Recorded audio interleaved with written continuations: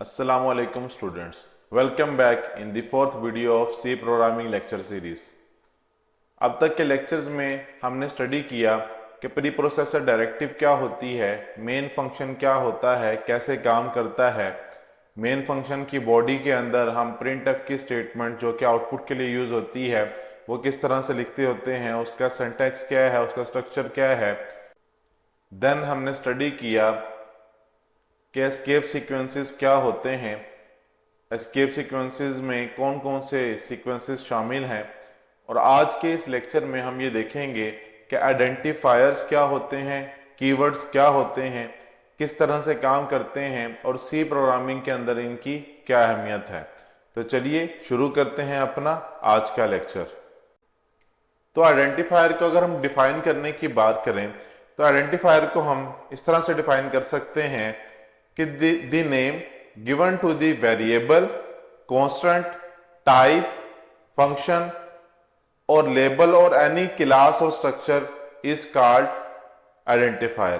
क्या मतलब कि हम प्रोग्रामिंग के अंदर अगर कोई वेरिएबल क्रिएट करते हैं, कोई कांस्टेंट यूज करते हैं, कोई डेटा टाइप यूज करते हैं, कोई फंक्शन यूज करते हैं, कोई क्लास यूज करते हैं, कोई स्ट्रक्चर यूज करते हैं, तो हर एक का अपना अपना अलग नेम होता है। वो नेम बेसिकली क्या कहलवाता है, आइडेंटिफायर कहलवाता है। फॉर एग्जांपल हमने अभी तक मेन फंक्शन को डिस्कस किया, प्रिंट एफ के फंक्शन को डिस्कस किया। तो बेसिकली मेन एक फंक्शन है और उस फंक्शन का नाम क्या है वो कैसे पता चलेगा, उसके आइडेंटिफायर के थ्रू। लाइक अगर मैं ये कहूं कि मेन फंक्शन है तो मेन फंक्शन बेसिकली मेन जो लफ्ज मैं बोल रहा हूं ये उसका नाम है, उसका क्या है, आइडेंटिफायर है, जिसकी वजह से मुझे पता चल रहा है कि ये क्या है, एक आइडेंटिफायर है। इसी तरह से अगर मैं गुड आइडेंटिफायर की बात करूं तो एक गुड आइडेंटिफायर की पहचान क्या होती है कि एक अच्छा आइडेंटिफायर जो है वो डिस्क्रिप्टिव होता है और शॉर्ट होता है। बहुत ज्यादा लॉन्ग नेम्स जो हैं वो हम लोग नहीं रखते। अगर मैं इसको आसान अल्फाज में समझाना चाहूँ, जैसे कि हम ह्यूमंस हैं, हम ह्यूमंस के नाम होते हैं जिसके थ्रू हमें आइडेंटिफाई किया जा रहा होता है, या एक क्लास में जिसमें आप मौजूद हैं, आप पढ़ रहे हैं, उस क्लास में आपके हो सकता है कि आपके नाम के और भी एक से दो लोग और भी हों या एक से ज्यादा भी हो सकते हैं, जरूर नहीं है कि आप हों। तो देन आइडेंटिफाई करने के लिए क्या होता है, सर नेम जो आपका फादर नेम होता है वो साथ जोड़ दिया जाता है, जिससे ये आइडेंटिफाई होता है कि ये आप ही हैं। ठीक है ना। इसी तरह से प्रोग्रामिंग के अंदर हम जब भी किसी कॉन्सेप्ट की बात करते हैं तो उसको आइडेंटिफाई करने के लिए खास टाइटल, एक खास नाम दिया जाता है, जो नाम क्या होता है, डिस्क्रिप्टिव होता है और शॉर्ट होता है। जैसे कि अभी तक हमने देखे प्री प्रोसेसर डायरेक्टिव को डिस्कस किया, फंक्शन, मेन फंक्शन को डिस्कस किया, बिल्ट इन फंक्शन जिसको हम बोलते हैं, फिर प्रिंट एफ के फंक्शन को हमने डिस्कस किया जो कि आउटपुट के लिए यूज होता है। तो देखें उसका मकसद भी हमें पता चल गया कि डिस्क्रिप्शन उसकी क्या है, कि प्रिंट एफ का फंक्शन आउटपुट के लिए इस्तेमाल होता है, और शॉर्टली हमने उसको बता भी दिया कि ये फंक्शन क्या कर सकता है। तो आइडेंटिफायर से मुराद यही होता है कि आइडेंटिफायर जो भी हो, जो भी नाम आप किसी का भी चीज का रखें, किसी भी कॉन्सेप्ट का रखें, एक तो वो शॉर्ट हो, दूसरा डिस्क्रिप्टिव हो। अब सी लैंग्वेज की अगर हम बात करें तो सी लैंग्वेज के अंदर जो आइडेंटिफायर्स यूज होते हैं वो 31 कैरेक्टर्स तक लॉन्ग हो सकते हैं। इसका क्या मतलब है, इसका मतलब ये है कि लफ्ज आइडेंटिफायर जैसे भी आपके सामने लिखा हुआ है, इसके 10 कैरेक्टर्स हैं टोटल, 10 अल्फाबेट से मिलकर ये एक वर्ड बना है। इसी तरह से जब प्रोग्रामिंग के अंदर हम कोई नाम किसी भी कंसेप्ट का रख रहे होते हैं, किसी भी चीज का नाम रख रहे होते हैं सी लैंग्वेज में खास तौर पे, तो उसकी लेंथ 31 कैरेक्टर्स तक हो सकती है। मींस 31 कैरेक्टर्स को कंबाइन करके हम कोई एक आइडेंटिफायर बना सकते हैं, कोई एक फंक्शन बना सकते हैं। नेक्स्ट लेक्चर्स में हम देखेंगे कोई एक वेरिएबल्स बना सकते हैं, किसी एक क्लास का नाम हम रख सकते हैं, तो कुछ भी कोई किसी स्ट्रक्चर का नाम हम रख सकते हैं। तो उसकी लेंथ क्या होगी, 31 कैरेक्टर्स लॉन्ग हो सकती है। अब इनकेस अगर 31 कैरेक्टर से ज्यादा होती है तो कंपाइलर क्या करता होता है, जो फर्स्ट 31 कैरेक्टर्स होते हैं उनको तो वो as a name, as identifier use कर लेता है, बट जो उससे ऑनवर्ड आगे आपने कैरेक्टर्स लिखे होते हैं वो उनको इग्नोर कर देता है ऑटोमेटिकली। अब आइडेंटिफायर की टाइप्स की अगर हम बात करें तो आइडेंटिफायर की दो टाइप्स होती हैं। पहली होती है स्टैंडर्ड आइडेंटिफायर्स और दूसरी होती है यूजर डिफाइंड आइडेंटिफायर्स। तो सबसे पहले हम स्टैंडर्ड आइडेंटिफायर्स को डिस्कस करते हैं कि स्टैंडर्ड आइडेंटिफायर्स क्या होते हैं। तो वो आइडेंटिफायर की टाइप जो सी लैंग्वेज के अंदर एक खास मीनिंग, एक खास मतलब रखती है, उसको हम कहते हैं स्टैंडर्ड आइडेंटिफायर। अब इससे क्या मुराद है? हमने मेन का फंक्शन पढ़ा, प्रिंट एफ का फंक्शन पढ़ा। तो प्रिंट एफ के फंक्शन का सी लैंग्वेज में खास मकसद है, खास काम है। वो क्या है कि ये कुछ ना कुछ स्क्रीन पे प्रिंट करवाने के लिए इस्तेमाल होता है। तो बेसिकली ये क्या है? स्टैंडर्ड आइडेंटिफायर है हमारे पास। उसके बाद C can not use a standard identifier for its original purpose if it is redefined. अब इसका क्या मतलब है? ये स्टेटमेंट बड़ी इंटरेस्टिंग है। बेसिकली जब आप किसी भी स्टेटमेंट को रीडिफाइन कर देते हैं तो उसका मतलब आप दोबारा से चेंज डिफाइन करते होते हैं, ठीक है? तो जब आप मतलब खुद से दोबारा से डिफाइन कर रहे हैं तो उसको उसके स्टैंडर्ड पर्पस के तौर पे तो आप यूज नहीं कर सकते ना। थोड़ा मजीद इसको आसान बनाते हैं।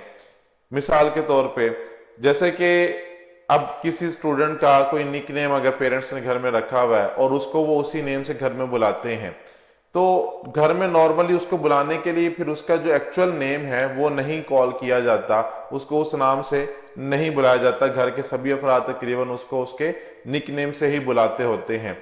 तो ये बेसिकली इसी की एग्जांपल है कि जब आपने एक स्टैंडर्ड नेम को, स्टैंडर्ड आइडेंटिफायर को रीडिफाइन कर दिया, एक निक नेम दे दिया, तो अब जब आप उसको यूज करेंगे तो उसको उसके निक नेम से ही यूज करेंगे और वो जो काम करेगा उसका मतलब निक नेम के थ्रू ही वो टास्क परफॉर्म होगा, स्टैंडर्ड आइडेंटिफायर के थ्रू वो टास्क परफॉर्म नहीं होगा। इसको मजीद डिटेल में भी हम जब थोड़ा सा मजीद एडवांस टॉपिक्स पे जाएंगे तो हम एक नेम स्पेस के बारे में डिस्कस करेंगे, उसके थ्रू भी हम इसको डिस्कस कर लेंगे कि इसका क्या मतलब होता है। अभी फिलहाल के लिए आपको अफसोस समझ आ गई होगी कि अगर आपका कोई निकनेम है तो निकनेम के थ्रू जब आपको बुलाया जाता है तो आपको मतलब रीडिफाइन कर दिया गया आपके एक्चुअल नेम को, आपके एक्चुअल आइडेंटिफायर को। तो अब जो फंक्शनैलिटी होंगी जो नए निकनेम से डिफाइन हुई हैं वो निकनेम के थ्रू ही कॉल हो सकती हैं, स्टैंडर्ड के थ्रू कॉल नहीं होंगी। अच्छा, एग्जांपल्स की बात करें तो प्रिंट और स्कैन ऑफ बेसिकली हमारे पास स्टैंडर्ड आइडेंटिफायर होते हैं। इसके बाद यूजर डिफाइंड आइडेंटिफायर्स की बात करें तो ये क्या होते हैं? वो आइडेंटिफायर जो प्रोग्रामर खुद कोडिंग करते हुए, प्रोग्राम लिखते हुए डिफाइन करता होता है, किसी भी चीज को कोई नाम देता होता है, उसको हम क्या बोलते होते हैं? User defined identifiers. बेसिकली ये जो यूजर डिफाइंड आइडेंटिफायर्स होते हैं इनको नॉर्मली प्रोग्राम्स के अंदर हम रिजल्ट को स्टोर करने के लिए या मेमोरी में किसी वैल्यू को स्टोर करने के लिए इस्तेमाल करते होते हैं। इस टॉपिक को भी हम इंशाल्लाह अपने नेक्स्ट लेक्चर में, जो हमारी नेक्स्ट आने वाली वीडियो होगी वो इसी टॉपिक पर होगी कि हम मेमोरी के अंदर डेटा को किस तरह से स्टोर कर सकते हैं और उसके लिए हमें क्या करना पड़ता है। तो फिलहाल के लिए बेसिकली यूजर डिफाइंड आइडेंटिफायर जो होते हैं प्रोग्राम के रिजल्ट्स को मेमोरी में स्टोर करने के लिए जो हम आइडेंटिफायर्स बनाते हैं वो बेसिकली क्या होते हैं? यूजर डिफाइंड आइडेंटिफायर होते हैं। मिसाल के तौर पे अगर आपने कोई वेरिएबल क्रिएट किया और उसका नाम रख दिया एज, या किसी स्टूडेंट के मार्क्स आपने स्टोर करने हैं, या किसी स्टूडेंट का ग्रेड आपने स्टोर करना है मेमोरी के अंदर, तो बेसिकली ये सारे क्या हैं? यूजर डिफाइंड आइडेंटिफायर्स हैं। उसके बाद अब हम बात करते हैं कि कीवर्ड से क्या मुराद होता है।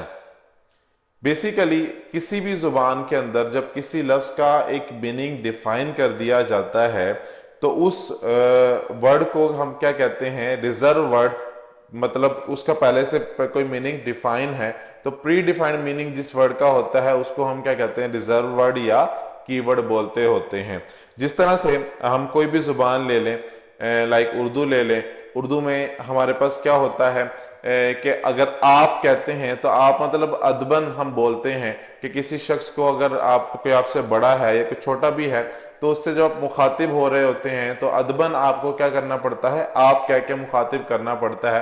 तो आपका एक प्री डिफाइंड मीनिंग है कि वो क्या है? रिस्पेक्ट के जुमरे में आता है, कीवर्ड है वो, ठीक है ना? उर्दू जुबान का एक कीवर्ड है। इसी तरह से जब कोई कंप्यूटर की जुबान होती है तो उस जुबान में भी कीवर्ड्स होते हैं जिनके मीनिंग्स उस लैंग्वेज को जो शख्स बनाता है, ये जो मतलब उस लैंग्वेज को डेवलप करने वाला होता है, वो उस लैंग्वेज के अंदर कुछ अल्फाज के मीनिंग्स को पहले से ही फिक्स कर देता है जिनको हम चेंज बाद में एज अ प्रोग्रामर नहीं कर सकते। उनके मीनिंग फिक्स ही होते हैं। तो उन अल्फाज को हम क्या बोलते हैं? कीवर्ड्स बोलते हैं या रिजर्व वर्ड्स बोलते हैं।